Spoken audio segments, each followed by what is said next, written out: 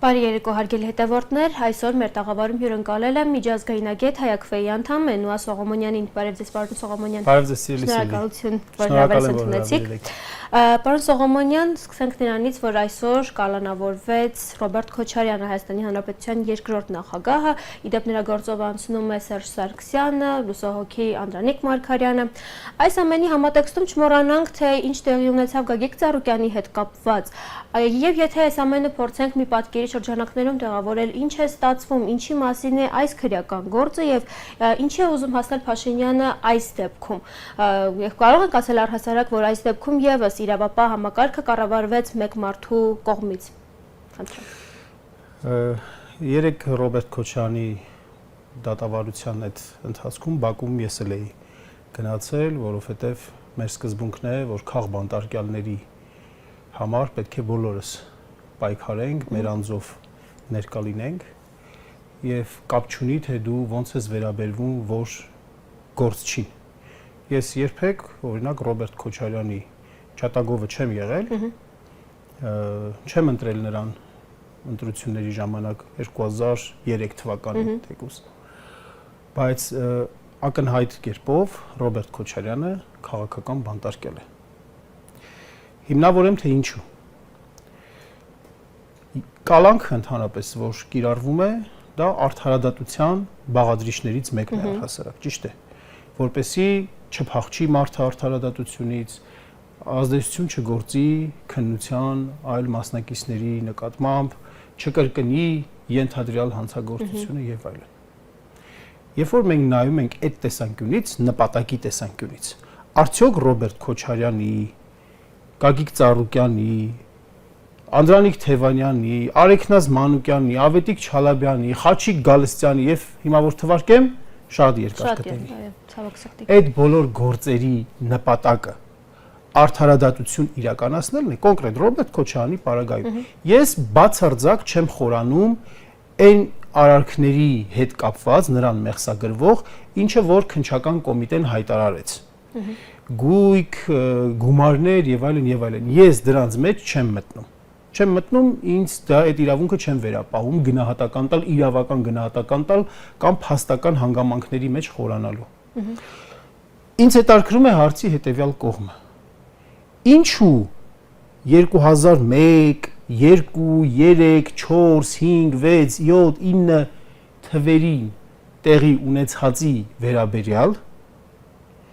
գործը սկսվում է 2026 թվականին։ Ինչու այդ գործը զուգորդվում է, զուգադիպում է Լևոն Քոչարյանի կոշտ հայտարարության հետ։ Այո։ Հա, եթե արդարադատության նպատակը, եթե այդ ամեն ինչի նպատակը արդարադատությունն է, բայց արդյոք արդարադատությունն է, ոչ, մենք տեսնում ենք, որ արդարադատությունը չէ։ Ռոբերտ Քոչարյանի կոնկրետ գործը նպատակը քաղաքական է, նպատակը նաև աշխարհաքաղաքական է։ Աշխարհաքաղաքական է այն տեսանկյունից, որ այս գործով եւս մեկ անգամ Փաշինյանը փորձում է եվրոպական գործընկեր պետությունների ղեկավարներին, քաղաքական ղեկավարներին, եվրոպական կառույցների քաղաքական ղեկավարներին ցույց տալ, որ ինքը պայքարում է Ռուսաստանի ազդեցության դեմ։ Ձևականորեն, իբրև թե ինքը պայքարում է։ Դրա վառապացույցներից մեկը ֆրանսիական թերթերից մեկում հայտնի Deutsche Welle, ֆրանսիական եմ ասում, գերմանական թերթերից մեկում այն գրառումներ, որ դատարան է բերվել երկրորդ նախագահ ռուսամետ, անպայման շեշտադրում, ռուսամետ Ռոբերտ Քոչարյանը։ Այսինքն, եթե նպատակը արդարադատությունն է, սա ուրիշ հարց։ Եթե արդարադատությունն է, նախ այս ամեն ինչը շուտ պետք է արվեր։ Շատ շուտ պետք է արվեր։ Այդ որ ասում եմ ընտրողները, մեր ընտրողները մեզնից ակնկալում են փողերը հետ բերել, չգիտեմ, դատել եւ այլն, այդ ակնկալիքները քանի տարի առաջվանից կան, գոյություն ունեն։ 2018 թվականին ինչու՞ չէր նախաձեռնում 19 թվականին, 20 թվականին եւ այլն, հա։ Այսինքն մենք այստեղ տեսնում ենք, որ Փաշինյանը կոնկրետ այսպիսի քայլերով Սա աշխարհաքաղաքականից բացի նաև ներքին քաղաքական սպառման նպատակով անընդհատ ժողովրդին պահի այն գիտակցման մեջ, որ ինքը պայքարում է օլիգարխիայի դեմ, որ ինքը փողերը հետ է բերում եւ այլն, այսպիսի նկատառումներով։ Դեպ այսօր կառավարության նիստից հետո ճեպազրույցի ժամանակ նա հայտարարել էր, որ իրավապահ համակարգի նախկին աշխատակիցների ետևից նրանք եւս գնալու են։ Այս իմաստով ինչ հասկանանք։ Այս իմաստով հասկանում ենք հետեւյալը. Եթե նախկինում պաշտոն զբաղեցնողները պետք է այսպես վախը սրտներում ապրեն, ինչի համար է առհասարակ Փաշինյանը մանրատիպ խոսույթներով հանդես գալիս։ Ով իր ասածները անում է, նրան առաջխաղացում է սպասվում։ Ով իր ասածները չի անում, նրան պատիժ է սպասում։ Այսպիսին է, այսինքն ինքը հերթական անգամ չի ապարում, ինչպես ժողովուրդն է ասում, նրան սպառնում է դատաստան։ Այո, հերթական անգամ ինքը ծանր ինքնախոստովանական ցուցմունք է տալիս առ այն, որ ուզուրպացրել է դատական իրավական համակարգը։ Չէ որ նա հենց պարլամենտի ամբիոնից անթաքույց ասաց, որ դատելու են, դատվելու են եւ այլն։ Եվ դրան է անմիջապես հաջորդում այնինչ որ տեղի է ունենում Քոչարյանի եւ նրա ընտանիքի հետ։ Սա արդյոք պարզ ցուցում չի։ Սա պարզ հրաման չի, որը որ ինքը այդ իրավունքը չունի։ Ինքը իրավունք չունի ցուցում տալու քննչական կոմիտեին, դատախազությանը, դատավորներին անելու այն ինչ որ նրանք իրենց իրավասության շրջանակներում պետք է անեն։ Իրավապահ համակարգը կառավարվեց։ Հիմա եթե այն ինֆորմացիաները, այն ինֆորմացիաները, որ մենք օրինակ քննչական կոմիտեից լսում ենք, այդ ամեն ինչը համակարգին, քննչական կոմիտեին, այդ որ չգիտեմ հեկտարներով հողեր են առել, կոպեկներով հողեր են առել, հետո բաժնեմասեր են վաճառել, այդ ամեն ինչի մասին տեղեկատվությունը, եթե դրանք եղել են, տեղեկատվությունը հավաքողը, գործընթաց սկսողը ով պետք է լինի ըստ օրենքի։ Պետք է լինի համապատասխան քննչական կոմիտեն, պետք է լինի, ոստիկանությունը պետք է լինի, քննչական կոմիտեն լինի, ազգային անվտանգության ծառայությունը լինի։ Ինչու է դա արվում, այդ ամեն ինչը արվում վարչապետի ուղիղ ցուցումից հետո։ Հետևաբար սրա համար ենք ասում, որ անկախ փաստական հանգամանքից, որի մեջ չենք ուզում խորանալ, այնինչ տեղի է ունենում այս աղմկահարույց իրադարձությունները, սրանք քաղաքական հետապնդումներ են եւ բոլոր այս մարդիկ քաղաքական բանտարկյալներ են։ Բայց միթե այս քայլերով նաև նպատակ չի հետապնդվում իր ընտրազանգվածի աչքին, այսպես կոչենք, բարձրանալու միտում, այստեղ տեսնում եք նմանակ։ Ես դրա համար ասացի, բնականաբար Փաշինյանի գործողությունների տրամաբանությունը, ամբողջ տրամաբանությունը հանգում է իր աթոռը պահպանելուն։ Բնականաբար իր աթոռը պահպանելուն ինքը անընդհատ կոնֆլիկտ է հրահրում հասարակության մեջ, կոնֆլիկտային իրավիճակ է ստեղծում։ Մեզ մի պահ թվում է թե հակառակը պետք է չէ լիներ։ Մեզ մի պահ թվում է որ երկրի ղեկավարը պետք է ամեն ինչ անի, որ հասարակության ներսում լարվածություն չլինի, որ լինի կայունություն։ Եվ խաղաղություն ոչ միայն սահմանին, այլև մարդկանց միջև փոխհարաբերությունների ժամանակ։ Բնականաբար, որովհետև եթե դու ուզում ես ունենալ խաղաղություն, պետք է ուժեղ լինես, նաև ներսում, պետք է ներսում խնդիրներ չունենաս, պետք է ներսում ժողովուրդը իրար չատի, իրար մահը չցանկանա։ Բայց եթե դու ամեն օր անընդհատ անում ես քայլեր, որ շարունակ այսպես միշտ քո հասարակությանը պահում ես պարակտված վիճակում, թշնամացած վիճակում, հետևաբար դու չես կարող խաղաղությունը, հետևաբար այդ խաղաղություն կոչվածը անընդհատ լինելու է քեզ պարտադրելու, այսինքն եթե դու պերմանենտ թույլ ես մնում, խաղաղությունը լինելու է քեզ պարտադրելու, քո կողմից զիջումներ անելու միջոցով է լինելու այդ ամեն ինչը։ Պարոն Սողոմոնյան, անդրադառնանք նաև պարոն Չալաբյանի հետ տեղի ունեցածին, այո, դատարանը 2 ամիս, այսպես նա կալանքի մեջ մնաց, բայց դատարանը վերջին ուրեմն նիստի ժամանակ որոշեց, որ նա պետք է ազատության մեջ լինի եւ այլ խափամամիջոց ըստ էության չկիրառեց պարոն Չալաբյանի նկատմամբ։ Այս ամենի համատեքստում ձեր կարծիքը ինչպես կարողացավ դատավորը անաչառություն դրսևորել որոշակի առումով եւ ինչ սպասել առհասարակ նրա վերաբերյալ քրեական գործից։ Դատավորը տվյալ դեպքում առաջնորդվեց օրենքով, քրեական դատավարության օրենսգրքով, կանոններով։ Այսինքն նա արեց այն ինչ որ նորմալ դատավորը պետք է անի։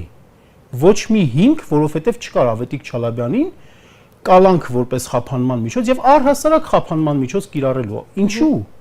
Որովհետև այն ինչը որ մեղսագրվում է Չալաբյանին, որ իբր թե դեսպանատան աշխատակիցների հետ հանդիպում է ունեցել, ինչ որ փորձել է նրանց դրթել, ուղղորդել, չգիտեմ ինչ անել, կալանք այն ժամանակ դատարանը որոշումը կայացրեց դատախազության միջնորդության վրա, երբ որ Ավետիքին առաջին անգամ կալանավորեցին։ Իբր թե նրա համար որ գործով անցնող մարդիկ կան, հա, վկաներ պետք է լինեն, մարդիկ կան, որ հանկարծ ու հանկարծ Ավետիքը ազատության մեջ լինելով այդ մարդկանց վրա չազդի, չներգործի, դրա համար իրեն կալանք տվեցին։ Հետո 2 ամիս անցնում է, Ավետիքը կալանավորված, իր առողջությունը վնաս պատճառելով այդ ամեն ինչը, իր կյանքի 2 ամիսը այդ մարդու անց է կենում կալանավայրում, վատ պայմաններում, ու ոչ մի քննչական գործողություն այդ ընթացքում տեղի չի ունենում։ Չի ունենում, որովհետև չկա այդ քննչական գործողություն իրականացնելու որևիցե սուբյեկտ կամ օբյեկտ։ Չկա այդպիսի մարդիկ չկան։ Ուր են այդ վկաները, բա ինչի նրանց հետ կապված քննչական գործողություն չի արվում ու հենց այդպես ուղարկվում է դատախազություն այդ ամբողջ գործը, դատախազությունն էլ այդ ամբողջ գործը բերում է դատարան, դատավորն նայում է ասում է, բայց թե այստեղ այն հիմնավորումը, որ դուք ժամանակին ասում եք, որ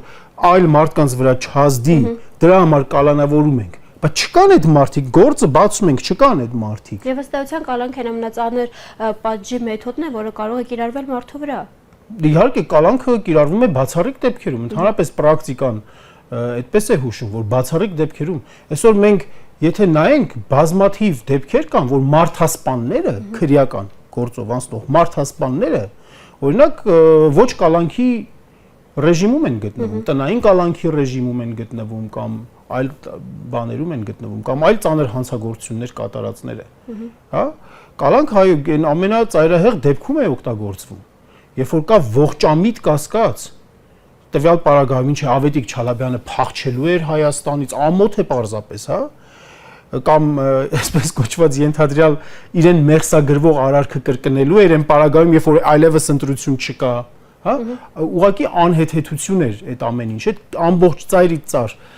կարված գործ էր եւ ի պատիվ դատավորի մարդը ուղղակի արեց այն ինչ որ պետք է աներ, ինչ որ իր իրավասություններն էին, իր ֆունկցիաներն էին։ Շատ լավ։ Պարոն Սողոմոնյան, անդրադառնանք նաև անցած շաբաթվանից Տիգրան շուրջ կատարվողին, այսօր կառավարության նիստից հետո Նիկոլ Փաշինյանը ճեպազդրույցի ժամանակ հայտարարում է, որ եթե մենք Հայաստանի Հանրապետության միջազգայինորեն ճանաչված քարտեզ այս տարածք, այսինքն 29743 կիլոմետր քառակուսին չենք ընդունում եւ ընդունում ենք ավելի շատ, այսինքն այսպես կոչված անկլավները մեջը հաշված, այդ դեպքում սա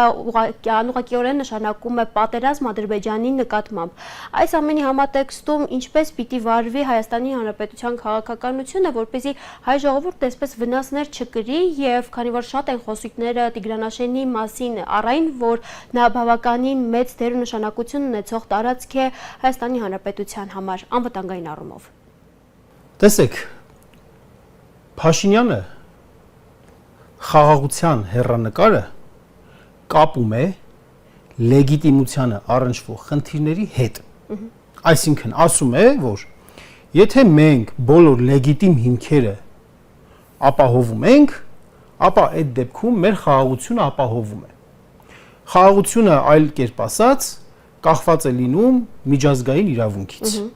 Այսպիսի միջազգային իրավունքից է կախված լինում, ու որ Հայաստանը իբրև թե ոչ մի առիթ չտա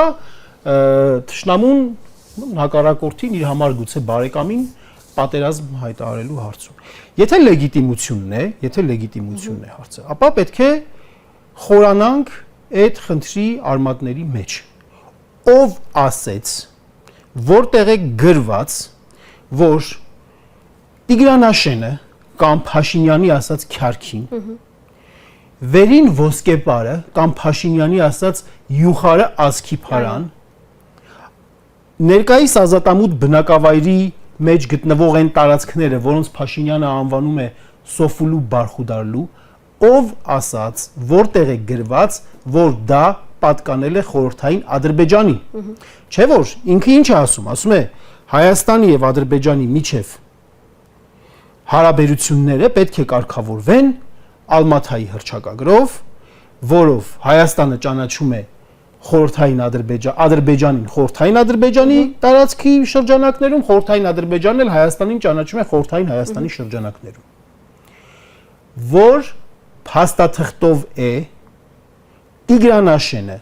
վերին ոսկեպարը, ազատամուտ բնակավայրի մեջ մտնող այդ տարածքները, որը որ նա կոչվում է Սոֆուլու Բարխուդալու, որ փաստաթղթով են դրանք խորհրդային Հայաստանի կողմից տրվել Ադրբեջանին։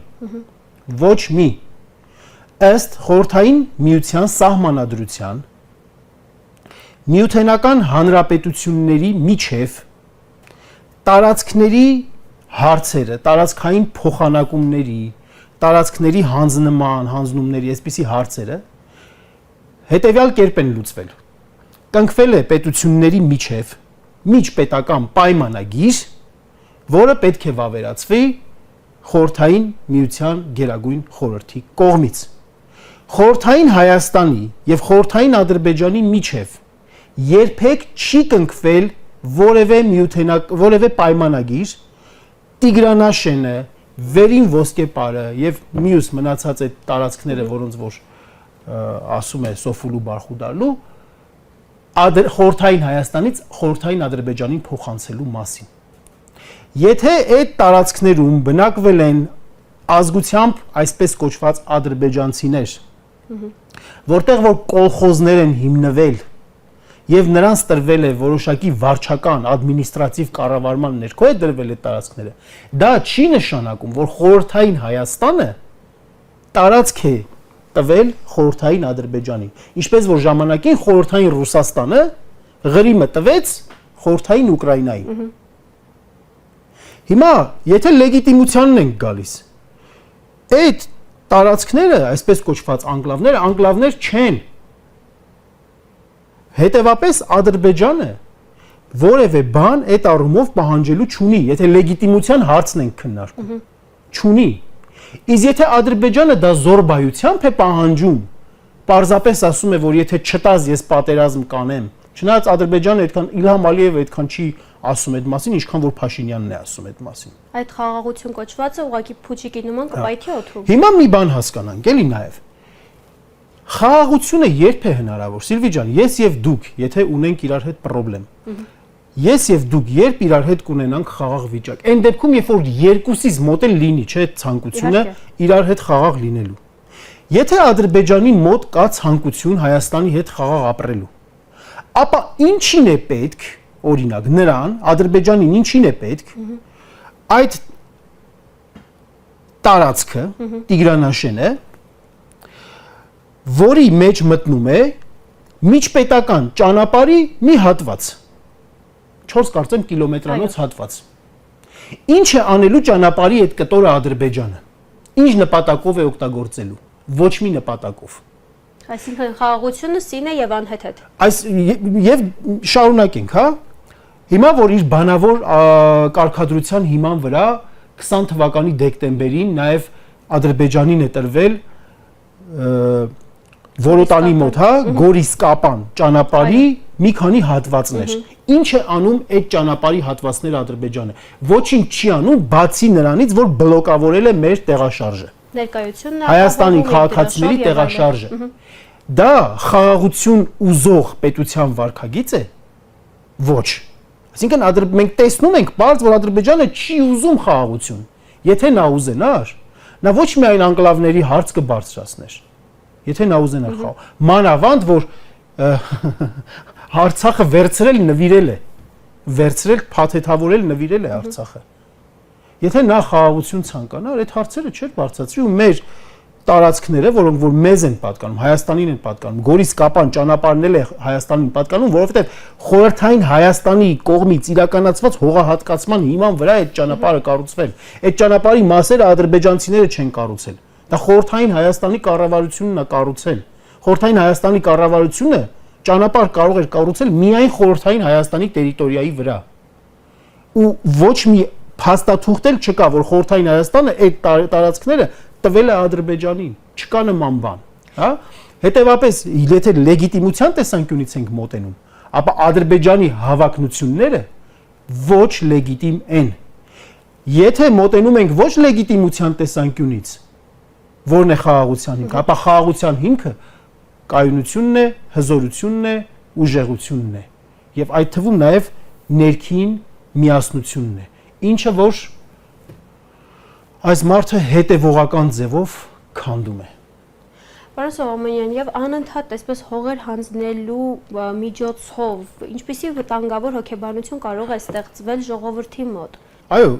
ճիշտ եք ասում։ Կրկնվող դեպքերը առաջ են բերում օրինաչափություն։ Եթե դու մարդուն մի անգամ խփում ես, ապտակում ես, ազդում ես նրա վրա եւ նա վախենում է ձայն չի հանում։ Երկրորդ անգամ, երրորդ անգամ, չորրորդ անգամ այդ մարդը դառնում է հոգեբանորեն ընկճված, կոտրված, այդպեսին է չէ դառնում այդ մարդը այդպես։ Վախկոտ է չէ լինում, վախկոտ ինչպես է լինում, վախկոտ մարդուն ասում են այն դեպքում, երբ որ ոչ թե մի դեպքի կապակցությամբ է ինքը վախենում, այլ պարզապես ինքը այդպեսին է։ Բարբերական բնույթ ստացած գործողությունների այո, օրինաչափ է երբ որ դա լինում։ Երբ որ 6 տարի արդեն շարունակ մեզ ժողովրդիս վախեցնում են պատերազմով, ու այն դեպքում, երբ որ դրա հիմքերը բացարձակ գոյություն չունեն, այո, ժողովուրդը դառնում է այնպեսին, որ ասում է ամեն ինչ տվեք, որ միայն թե չլինի պատերազմ, ամեն ինչ տվեք, որ բայց այդ ամեն ինչը վերջ ունենալու է, թե վերջ չի ունենալու։ Ի վերջո մենք չենք հասկանում Ադրբեջան պետության իրական նպատակը, որ այդ պետությունը չի ուզում, որ այս տարածաշրջանում հայեր ապրեն։ Չի ուզում եւ ուզում է այդպես անել, որ այս տարածաշրջանում հայեր չապրեն, հայեր իրենց պատմական հայրենիքում կամ չապրեն ընդհանրապես, դուրս գան գնան ուրիշ երկրներ, կամ ապրեն ստրուկի կարգավիճակում, չունենան պետություն, մոռանան իրենց մշակույթը, հետո մոռանան իրենց լեզուն։ Ինքնություն առհասարակ։ Ինքնությունը, այո, բան է, 21-րդ դարը չենք պատկերացնում, թե չենք ուզում հավատալ։ Օրինակները քիչ են, 3 տարի առաջ տեղի ունեցած Արցախը քիչ է, մեր վանքերի քանդելը, պղծելը այնտեղ քիչ է, մեր մշակույթը վերացնելը քիչ է, այդ ամեն ինչը մեզ համար, որպեսզի մենք իսկապես կարողանանք թացը չորից տարբերել,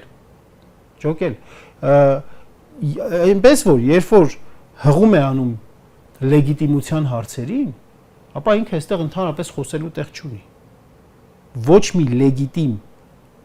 պահանջ Ադրբեջանը մեր հանդեպ չի կարող ունենալ։ Իսկ եթե ոչ լեգիտիմ պահանջները իր գլխավորությամբ մենք պետք է գլուխներս կախ անենք, ապա վաղը մյուս օրը ես եւ դուք այս տաղավարում նստած չենք լինելու եւ հարցազրույց չենք տալու։ Մենք կամ զոհված ենք լինելու կամ վտարանդի ենք լինելու մերիս հայրենիքում։ Ինչպես խոչընդոտել Փաշինյանին եւ նմանատիպ գործողություններ չանելու ժամանակ կամ առհասարակ ինչպես անել, որ Փաշինյանը չգնա այս քայլի։ Դա հարցերի հարցն է բնականաբար։ Փաշինյանը գնում է այս քայլերին իր իշխանությունը պահելու համար, պահպանելու համար, իր իշխանությունը պահելը պայմանավորված է այս տարածաշրջանում թուրք-ադրբեջանական տանդեմի դիրքերի ուժեղացմամբ։ Եվ նա ունի այս առումով միջազգային աջակցություն։ Թուրքիային եւ Ադրբեջանին բնականաբար ձեռնտու է իր նման ղեկավարը Հայաստանում եւ նրանք ամեն ձևով, ամեն գնով աջակցում են նրա իշխանությանը։ Միջազգային տարբեր գործընկերներ, հիմնականում արևմտյան գործընկերներ, որոնց ավելի ձեռնտու է Թուրքիայի դիրքերի ուժեղացումը այս տարածաշրջանում, ի հաշիվ Ռուսաստանի դիրքերի կամ Իրանի դիրքերի, նրանք բնականաբար աջակցում են այսպիսի քաղաքականությանը եւ աջակցում են Նիկոլ Փաշինյանին։ Մյուս դերակատարները, ովքեր որ վնասակար է Թուրքիայի դիրքերի ուժեղացումը, լինի դա Իրանը, լինի Ռուսաստանը, սեփական խնդիրների մեջ շատ են խորացած եւ իրենց այսպես դիրքերի համար արդյունավետ ձևով չեն կարողանում պայքարել։ Այդ ամեն ինչից օգտվում է Փաշինյանը։ Այդ ամեն ինչից օգտվում է Փաշինյանը եւ գեներացնում է աջակցություն իր իշխանության նկատմամբ եւ դրա համար երկիրը վերածում է բռնապետության, որի համար չի պատժվում իրեն աջակցող երկրների կողմից։ Այս պարագայում շատ ծանր գործ է սպասվում ընդդիմությանը իրականացնելու համար եւ եղած հնարավորությունների մեջ կարող եմ ասել այն է, որ տարբեր գործընկեր երկրների, եթե ոչ ղեկավարությունների, ապա քաղաքացիական հասարակության, ընդդիմադիր քաղաքական ուժերի, մեդիայի հետ պետք է տարվի հետևողական աշխատանք։ Արևմտյան երկրներում քաղաքականությունը ներքևից վերև է, այսինքն ներքևի ազդակները վերևների վրա ազդեցություն ունենում են։ Հետևաբար ներքևից վերև ճնշում գործադրելու ուղղությամբ ընդդիմությունը պետք է տանի միասնական աշխատանք, միասնական օրակարգով, մի նավի մեջ սկզբունքով, մի կողմ դնելով բոլոր տիպի տարաձայնությունները, բոլոր տիպի ամբիցիաները։ Միայն այս գործիքը կա մեր ձեռքի տակ իրականացնելու, որպեսզի Փաշինյանի նկատմամբ ճնշում գործադրվի, մինչև կտեսնենք ինչ է լինում։ Շնորհակալ եմ զրույցի համար։ Ես եմ շնորհակալ։ Իսկ ես հիշեցնեմ, որ զրուցում էի Հայ ԱՔՎ-ի անդամ միջազգային ագետ Նոյման